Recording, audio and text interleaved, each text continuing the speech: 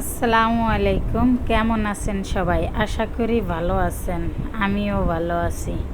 আমি একদিন যাচ্ছিলাম রাস্তা দিয়ে, তখন দেখি যে এই আন্টি এক জায়গায় বসে আছে দোকানের সামনে।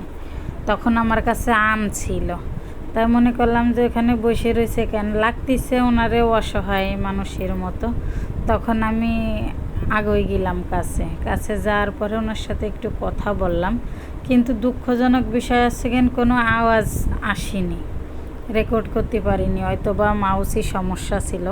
তারপরেও আমি মুখে বলে আপনাদের সাথে শেয়ার করার চেষ্টা করলাম। পরে আমি ওনার কাছে গেলাম, যাই আসছে জ্ঞান দোকানওয়ালার সাথে কথা বললাম।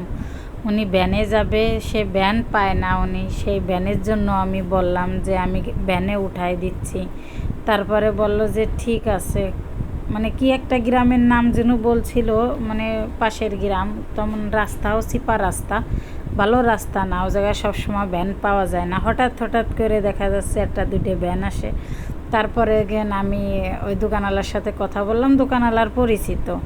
তখন দোকানওয়ালা আমার সাথে কথা বলল যে আপু কী হয়েছে। তখন আমি দোকানওয়ালারে বললাম যে এমন এমন কেন বসে রয়েছে, দেখেন ছায়া দেখা যাচ্ছে, যেহেতু অন্ধকার হয়ে গেছে। তখন আমি ওনারে বললাম যে চলেন আমি যাই আগই দিয়ে আসি বাসায়। তা উনি বলতেছে যে না, আগই দিতে হবে না, আমি যেতে পারবানি। তখন আমি বললাম যে নেন, তাহলে আম খাইছেন, যদি না খান তাহলে এই আম নেন। উনি নিতে শিকার না। তখন দোকানওয়ালা বলল যে নেও।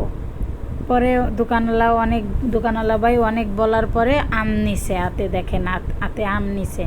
তখন আমি বললাম যে এদিক দিয়ে যদি ভ্যান যায়, আপনি একটু ভ্যানে উঠাই দিয়েন। তখন দোকানদার ভাই বলল যে আচ্ছা ঠিক আছে, আমি ভ্যানে উঠাই দিবানি।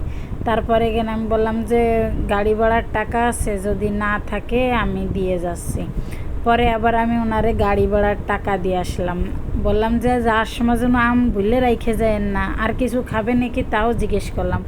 আর বললাম যে আম যেন রাইখে যায়েন না, নিয়ে যাইয়েন, ঠিক আছে।